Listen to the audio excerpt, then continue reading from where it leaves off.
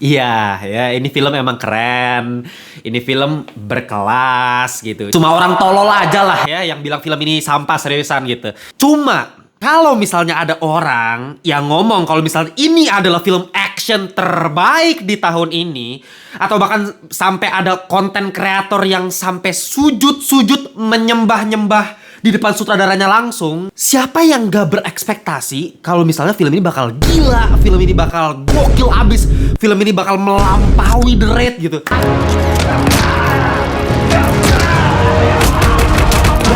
Menurut gue normal aja dong kalau misalnya gue berekspektasi seperti itu gitu. Ketika melihat semua orang hype, semua orang FOMO, semua orang menganggap film ini masterpiece.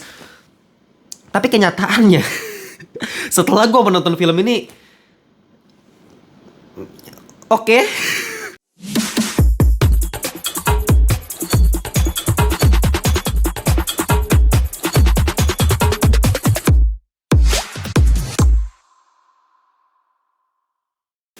Welcome back to Ngelantur Indonesia Skui Nonton Skip Blon. Jangan lupa kalian semua bersama host kalian Timothy Vidalo. Kita masuk di segmen review.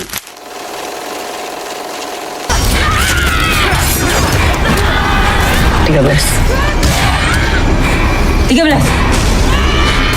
Ya, the one and only The Shadow's Race. Entah kenapa film yang satu ini mendadak jadi film paling banyak di request untuk gua bahas di tahun ini, bos ya. Setiap video ngelantur itu pasti ada aja yang komen, "Bang, bahas film Shadow's Race" gitu.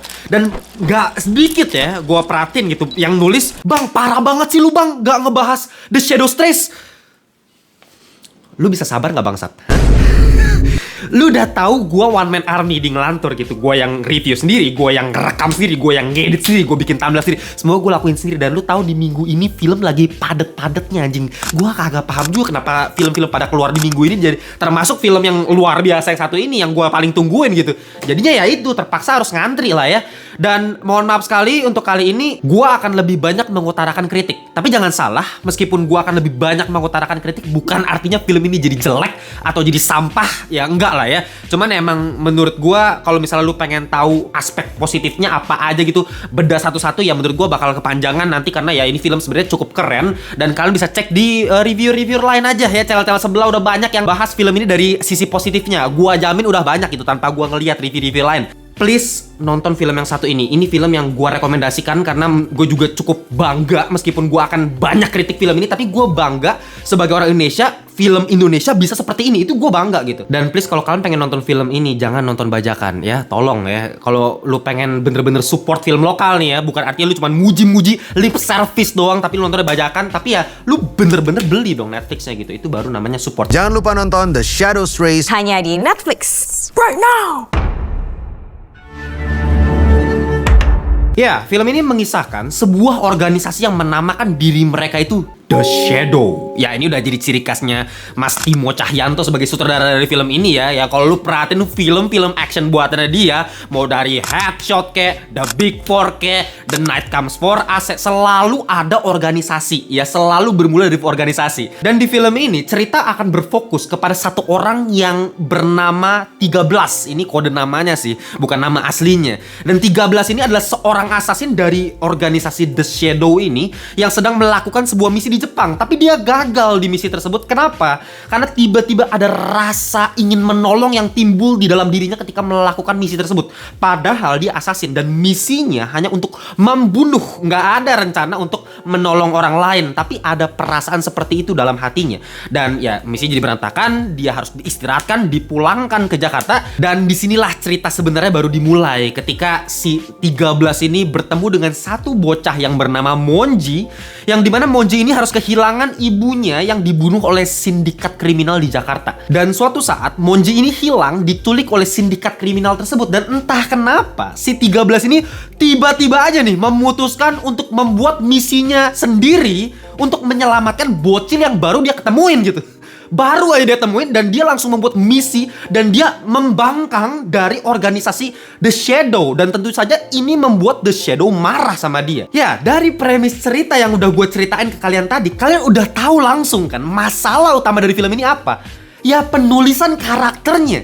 Gua sama sekali nggak bisa dibikin paham apa urgensi dari si 13 ini untuk menyelamatkan bocah yang dia baru ketemuin kemarin. Baru 1 hari dia temuin dan langsung dia pengen menyelamatkan, dia langsung membangkang dari organisasi yang dia ikutin selama ini gitu.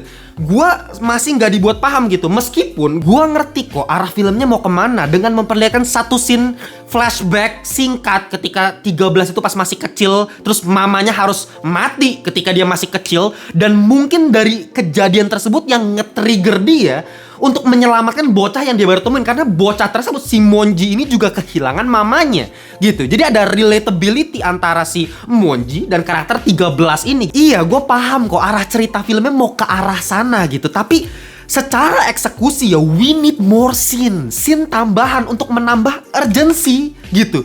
Konteks kenapa 13 ini seluar biasanya pengen nyelamatin si Monji tuh menurut gua masih kurang latar belakang, masih kurang konteks, masih kurang motif gitu. Jadi semua kekacauan ini cuma karena satu bocah. Jadi kita sebagai penonton bisa ikut tegang gitu. Kita bisa masuk ke perspektif karakternya si 13. Kenapa dia sebegitu urgent ya pengen bunuhin semua orang yang hadang dia, karena dia pengen nyelamatin Monji gitu. Kenapa dia dihalang-halangin untuk menyelamatkan Monji? Kenapa? Karena ada konteksnya. Dan gak cuma si 13, ada satu karakter juga yang menurut gue punya peran yang sangat-sangat fatal untuk film ini secara plot cerita ya, yaitu karakter bernama Jackie yang diperankan sama Christo Immanuel. Sama, penulisan karakternya bener-bener kurang. Menurut gue scene ketika misalnya dia telepon sama bosnya, dan ketika telepon itu mati terus dia ngomong sempak lu anjing, atau misalnya scene dia bersama neneknya sambil nyanyi balonku ada 5. Ya, itu 2 scene yang bagus yang menambah konteks. Oke. Tapi apakah 2 scene itu cukup? Sama sekali nggak cukup. Itu masih jauh dari kata cukup untuk mentransformasi seorang Jackie sehingga di bagian pertengahan sampai ke akhir film dia malah jadi bantuin si 13. Menurut gua kurang konteks, apalagi di bagian akhir film ada satu sequence yang menjadi titik paling krusial untuk plot di film ini yang membuat semua jadi kacau gitu di bagian akhir film. Nah, kenapa ini bisa terjadi? Itu semua dimulai gara-gara si Jackie ini. Makanya menurut gua dia karakter yang cukup penting, cukup fatal untuk film ini gitu. Karena dia yang nge-trigger kejadian di akhir film bisa terjadi. Nah, masalahnya apa yang dilakukan Jackie di bagian akhir film menurut gua sama sekali nggak make sense. Kenapa nggak make sense? Karena menurut gua konteksnya lagi-lagi kenapa dia seberani itu melakukan hal tersebut. Menurut gue terlalu tiba-tiba penulisan karakter Jackie. Secara logik gak ada orang yang berada di posisi tersebut berani melakukan hal yang seperti itu. Atau misalnya kritik sosial dan politik yang dimasukin lewat calon gubernur di film ini yang jadi antagonis utama di filmnya. Ya, pada awalnya gue cukup tertarik ketika ngeliat billboard gede banget gitu, billboard kampanye dari si calon gubernur dengan tulisan ayah pemimpin, putra berbakti. Anjing, itu kayak ngekritik siapa ya? Gue pas ngeliat billboard ini, anjing berani juga nih bos. Tapi di akhir film ketika kita ngeliat motivasinya gitu, konteksnya, ini calon gubernur siapa, tujuannya apa, dia melakukan apa di film ini, ya ini tipikal villain pemerintah yang udah berkali-kali gue ngeliat di film-film lain gitu. Gak ada yang spesial sama sekali, ya udah kayak pemerintah jahat pada umumnya aja. Nah, penulisan karakter-karakter yang sangat kurang di film ini yang membuat action dari film ini jadi agak keredam gitu. Jadi kurang tegang gue nonton filmnya. Ya mungkin kalian akan langsung bilang, lah bang, The Raid yang satu film isinya cuma berantem di dalam apartemen selama 2 jam aja gue tegang banget bang nontonnya The Raid. Iya betul, emang The Raid isinya cuma berantem di dalam apartemen doang satu film. Tapi kalau kalian inget di opening scene film The Raid, ketika Iko Uwais itu lagi sholat dan kamera itu berganti fokus ke istri yang ada di belakangnya dia yang lagi tidur di kasur, itu udah ngasih konteks. Atau misalnya ketika di awal film satu pasukan itu ya lagi mau menyergap apartemen di dalam mobil truk, terus ada tentara yang diperlihatkan tangannya tuh bergetar gitu pas megang senjata, itu udah ngasih konteks tanpa kita sadar. Jadi itu subtle konteks gitu loh, yang tanpa kita sadari di alam bawah sadar kita udah ikut tegang bareng karakternya. Kita nggak mau karakternya Iko Uwais itu mati ketika ngelawan banyak orang. Kenapa? Karena ada istrinya yang nungguin di rumahnya dia kan. Atau misalnya ada orang yang begitu gemeterannya tangan ketika megang senjata, artinya kita tahu seberapa mengerikannya gembong kriminal yang akan mereka hadapi. Itu konteks. Gini deh, kita nggak usah jauh-jauh compare sama film-film action brutal lainnya kayak Kill Bill-nya Quentin Tarantino, atau misalnya John Wick lah, atau bahkan The Raid 1 atau 2. Kita nggak usah compare sama film-film yang seperti itu. Kita compare aja sama film-film buatannya Mas Timo Cahyanto yang sebelumnya. Semua film Mas Timo Cahyanto udah gua tonton, semuanya. Film yang dia sendiri ya, bukan yang dia sebagai Mo Brother sama Mas Kimo Stambul ya. Dan yang selalu gua perhatikan, film-film actionnya Mas Timo Cahyanto itu selalu punya satu masalah yang sama, yaitu emosi yang hambar. Lu perhatiin deh film-filmnya dia, actionnya mah selalu gila. Gua nggak mau komen lagi lah, no comment. Action paling dewa udah Mas Timo Cahyanto. Tapi kalau ngomongin emosi, entah kenapa selalu hambar, flat. Dan itu semua gara-gara apa? Gara-gara penulisan skripnya, penulisan cerita, dan dialognya yang super-super kaku. Entah kenapa gue selalu ngerasa seperti itu. Tapi ada satu film yang berhasil mengatasi masalah tersebut dan langsung straight up to the point jadi film terbaiknya Mas Timo Cahyanto menurut gue, The Big Four. Ya memang selain karena deretan aktornya diisi oleh aktor-aktor tier A semua, mulai dari Abimana, Putri Marino, Lutesha, yang membuat dialog dari filmnya jadi natural banget, berbeda sama film-filmnya Mas Timo Cahyanto yang lain, termasuk yang satu ini. Tapi secara penulisan pun harus gue akuin The Big Four itu salah satu yang the best gitu. 5 karakter utamanya itu bergerak atas motivasi yang sangat-sangat sederhana tapi kena banget, yaitu atas dasar kematian ayah mereka. Meskipun ya gue harus akui secara premis cerita tuh gak original amat lah, karena itu kungfu panda banget ya premis ceritanya ya The Big Four ya. I have come home, Master. This is no longer your home. Hubungan emosional antara ayah dan anak-anaknya itu yang menurut gue nggak bisa bohong itu. Itu yang menggerakkan setiap karakternya, jadi punya motif, jadi punya konteks. Sedangkan di film ini apa gitu? Gak ada satu karakter pun di film ini yang punya motif yang clear gitu, yang enak, yang bisa gue percayai. Ditambah lagi dialog yang super duper kaku, mampus sumpah, dialognya parah banget. Dan ini yang berkali-kali gue temukan di film-film Mas Timo Cahyanto. Kenapa gitu? Gue why? Film action selalu keren, gokil, gue suka banget gitu. Ya dibanding nonton film horor lokal nggak jelas, ya mending nonton filmnya Mas Timo Cahyanto lah gitu kan. Tapi kenapa dialognya kayak begitu gitu? Bener-bener kayak baca naskah semua. Oke lah kalau misalnya dari anggota The Shadow gitu, semuanya pakai nada yang flat, datar gitu. Mungkin karena memang mereka dilatih untuk seperti itu, untuk berbicara tanpa emosi. Oke, nggak apa-apa lah kalau mereka sesama anggota The Shadow ngomongnya lebih pakai bahasa Indonesia yang baku ya, pakai saya, kamu, anda gitu. Bahkan untuk yang institusi juga dari sisi polisi atau misalnya dari calon gubernurnya lebih pakai bahasa yang lebih formal. It's okay lah. Tapi sindikat kriminal itu yang gue pertanyakan, udah pakai lu gua tapi pemilihan diksinya, kosakatanya sama sekali nggak mencerminkan orang Jakarta gitu. Gue tinggal Jakarta berapa lama dan nggak ada yang ngomong kayak begitu. Kita datang untuk menetralisir, bukan untuk menolong atau bernegosiasi. Yang dimana ini hal yang sama yang gue temukan di film 13 Bom di Jakartanya Mas Angga Dwi Masa Songko, dan gue kritik langsung di depan Mas Angga waktu itu gitu. Dan gue pernah sempat rekam gitu, gue bikin videonya, dan Mas Angga ngomong alasannya kenapa dia pakai bahasa yang lebih ke arah baku gitu ya, karena dia pengen film ini bisa dimengerti juga sama orang-orang dari daerah lain, gak cuma buat orang Indonesia doang. Cuman ya lagi-lagi gini, gue punya pemikiran yang berbeda ya. Buat gue bahasa Indonesia itu bahasa persatuan. Tapi kita nggak bisa bohong juga, kita lahir dibesarkan oleh orang tua dengan latar kebudayaan yang berbeda-beda gitu, dengan bahasa kedaerahan yang berbeda-beda, dan kita kaya akan hal itu. Bukan kita harus tutupin dengan bahasa persatuan doang, bahasa Indonesia gitu. Bahasa daerah kan perlu ditonjolkan juga.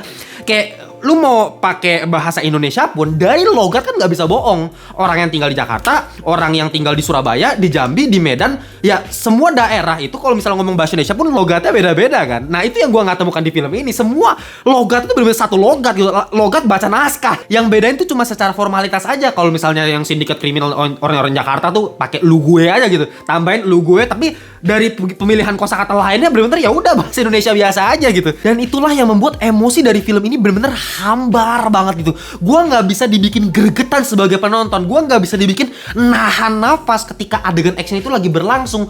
Padahal kalau kita ngomongin eksekusi teknis, lagi-lagi gua angkat tangan, ini keren banget. Koreografi udahlah the best gitu, nggak ada obat. Secara practical effect, brutalnya, gore-nya, kepala kempenggal, penggabungan antara practical effect sama visual effect menurut gue cukup mulus. Meskipun lagi-lagi beberapa masih agak kelihatan sih visual efeknya, tapi ya overall itu darah muncratnya, orang yang ketusuk di tangan, jari putus, itu keren banget. Secara shot, kamera, sinematografi, gila, lu bayangin satu adegan berantemnya bisa berlangsung selama 10 menit gitu, lama banget berantem, dan tense, itu sebenarnya tense terus filmnya sebenarnya ya. Cuma lagi-lagi aspek teknis itu ibarat roda gitu. Sedangkan motor penggerak utamanya apa? Story, penulisan karakternya.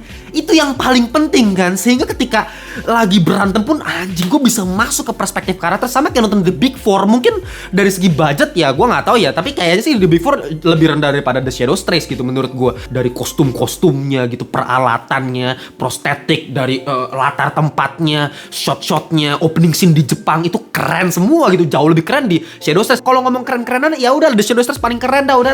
Ya dan itu yang lu suka kan. Orang Indonesia memang paling suka yang penting keren. Yang penting keren gue bakal suka. Ya lagi-lagi gak masalah. Cuman kan gue di sini bukan masalah keren-kerenan ya. Gue bahas dari segi filmnya gitu. Dan The Big Four dengan aspek kesederhanaannya, actionnya tuh jauh lebih bisa bikin gue gue sampai mangap nonton The Big Four. Kenapa? Karena karakter-karakternya tuh udah jadi semua gitu. Konteksnya udah ada semua. Ini karakter jadi tinggal jalanin aja udah. Tinggal actionnya udah. Gue tinggal nonton film udah gitu. Sedangkan di film ini karakter belum jadi gitu. Gue belum tahu. Gue belum paham sama karakternya. Dan ya udah cuman action-action ya udah. Oh ya keren aja gitu. Dan ngomong-ngomong soal action pun, iya memang ini film keren banget actionnya. Tapi apakah ada hal yang baru yang kalian temukan dari film ini secara action? Enggak juga sih menurut gue gitu. Gue sih sebagai orang yang udah sering nonton film-film action dari lokal terutama gitu ya.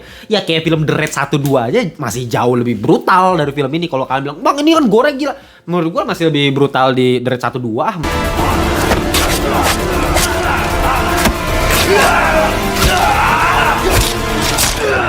Secara sinematografi ya keren lagi-lagi, tapi ya se-overrated John Wick ya. Menurut gue John Wick 4 tuh menawarkan shot-shot yang bisa bikin gue geleng-geleng kepala sendiri, pengen standing ovation gitu ketika ngelihat scene tembak-tembakan di bundaran HI itu, mobil sampai ngepot-ngepot itu, muter-muter, itu kan shotnya gila-gilaan gitu. Atau misalnya drone shot dari ruangan ke ruangan tuh long take, literally long take, shotnya gila itu. Itu baru sinematografi, Pak.